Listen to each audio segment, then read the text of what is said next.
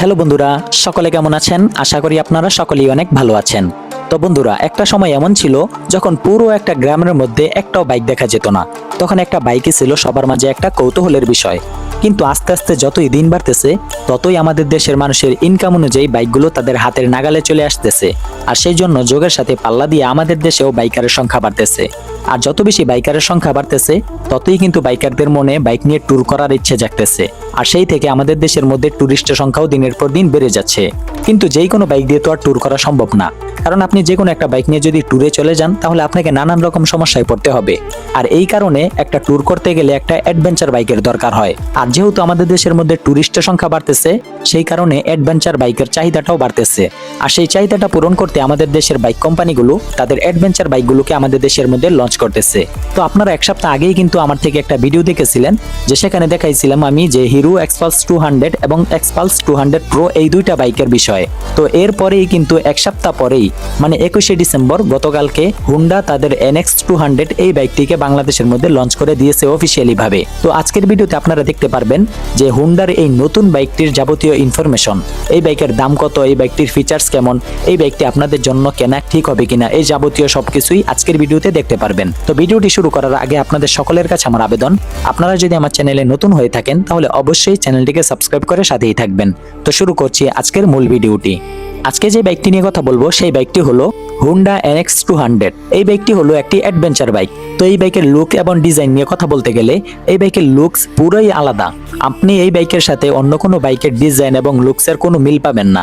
তবে শুধুমাত্র হেডলাইটের দিকটা যদি আপনি খেয়াল করেন তাহলে অনেকটা হুন্ডা 2.0 এই বাইকের মতো দেখা যায়। কিন্তু এছাড়া এই বাইকের ডিজাইন এবং লুকস অ্যাডভেঞ্চার বাইক হিসেবে খুবই আকর্ষণীয়। তো আপনাদের কাছে এই বাইকের লুক এবং ডিজাইনটা কেমন লাগছে তা কমেন্টে জানাবেন। তো এরপরে চলে যাই এই বাইকের ইঞ্জিনটা কেমন। এই বাইকের মধ্যে ব্যবহার করা হয়েছে 200 সিসির একটি ইঞ্জিন, যাতে রয়েছে 4 stroke single cylinder air cooling system এবং PGM FI। এই বাইক থেকে আপনারা ম্যাক্সিমাম পাওয়ার পাবেন 16.27 বিএসপি 8500 RPM এ এবং ম্যাক্সিমাম টর্ক পাবেন 15.1 নিউটন মিটার 6000 RPM এ।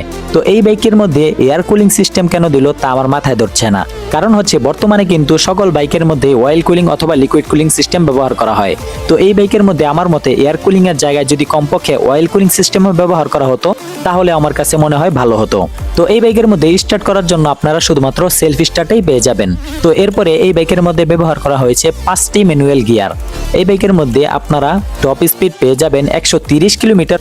তো ভাই বুঝতে পারতেছেন, একটা অ্যাডভেঞ্চার বাইক হিসেবে এই বাইক থেকে আপনারা 130 কিলোমিটার প্রতি ঘন্টায় টপ স্পিড পাবেন, তা কিন্তু অনেক বেশি। তো এই বাইকের মধ্যে মাইলেজ পাবেন 35 কিলোমিটার প্রতি লিটারে। তো মাইলেজটা আমার মতে একটু কম হয়ে গেছে, কারণ যেহেতু আপনি এটা নিয়ে ট্যুর করবেন, আর ট্যুর করতে গেলে কিন্তু অনেক রাস্তা চালাতে হয়, অনেক দূরে যেতে হয়। তো সেই কারণে যদি মাইলেজটা আর একটু ভালো পাওয়া যায় তাহলে কিন্তু খারাপ হতো না। তো 35 কিলোমিটার আমার মতে কম হয়ে গেছে। তো এরপরে এই বাইকের মধ্যে সাসপেনশন হিসেবে ব্যবহার করা হয়েছে USD সাসপেনশন এবং পিছনে ব্যবহার করা হয়েছে মনোশক সাসপেনশন। তো আমার মতে অ্যাডভেঞ্চার বাইকগুলোতে USD সাসপেনশন ব্যবহার না করাই ভালো, কারণ হচ্ছে USD সাসপেনশনের মধ্যে কিন্তু অনেক খরচ হয়। কিছুদিন পর পরই কিন্তু এই সমস্ত সাসপেনশনের অয়েল পড়ে যায়। তো যারা USD সাসপেনশন এবং টেলিস্কোপিক সাসপেনশনের মধ্যে কোনটা ভালো কোনটা খারাপ, কোনটা কোন কাজের জন্য সেটা জানেন না, তারা আমার এই ভিডিওটি দেখে আসতে পারেন।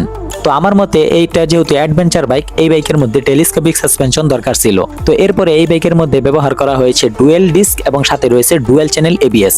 তো এটা কিন্তু অনেক বড় একটা প্লাস পয়েন্ট। তো যেহেতু ডুয়েল চ্যানেল ABS আছে সেহেতু ব্রেকিং এর মধ্যে কিন্তু আপনারা অনেক হাই লেভেলের কনফিডেন্স পেয়ে যাবেন। এই বাইকের সামনে ডিস্কের মাপ হলো 276 mm এবং পিছনের ডিস্কের মাপ হলো 220 mm। এরপরে এই বাইকের টায়ার হিসেবে সামনে ব্যবহার করা হয়েছে 110/70 mm এর একটি টিউবলেস টায়ার এবং পিছনে ব্যবহার করা হয়েছে 140/70 mm এর একটি টিউবলেস টায়ার। তো এই বাইকের মধ্যে কিন্তু টায়ারগুলো দিয়েছে যথেষ্ট মোটা। এরপরে এই বাইকের ওভারঅল দৈর্ঘ্য হলো 2035 mm, ওভারঅল প্রস্থ হলো 843 mm এবং ওভারঅল উচ্চতা হলো 1248 mm এবং এই বাইকের গ্রাউন্ড ক্লিয়ারেন্স হলো 167 mm। এই বাইকের সর্বমোট ওজন হলো 147 কেজি। তো এই বাইকটা 200 সিসির বাইক হিসেবে অনেকটাই হালকা। এই বাইকের ফুয়েল ট্যাঙ্ক ক্যাপাসিটি হলো 12 লিটার। এরপরে এই বাইকের ফিচার্স হিসেবে এই বাইকের মধ্যে রয়েছে ফুল LED সেটআপ।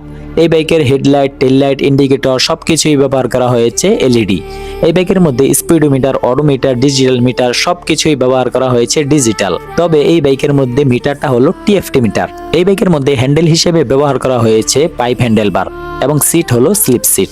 তো এই ছিল মোটামুটি এই বাইকের যাবতীয় ইনফরমেশন। তো এখন চলুন এই বাইকটার দামটা কেমন হতে পারে। এই বাইকটার দাম হলো 3,15,000 টাকা। আর যেহেতু এটা বাংলাদেশের মধ্যে লঞ্চ হয়ে গেছে সেহেতু এই দামটাই হলো প্রকৃত দাম। তো এই দামের মধ্যে এমন ফিচার্স সহ এই বাইকটা আপনাদের কাছে কেমন লেগেছে তা অবশ্যই কমেন্টে জানাবেন। তো অ্যাডভেঞ্চার বাইক কার কার কাছে প্রিয় তারা অবশ্যই কমেন্টে বলে যাবেন। তো আজকের ভিডিওটি এই পর্যন্তই। আল্লাহ হাফেজ।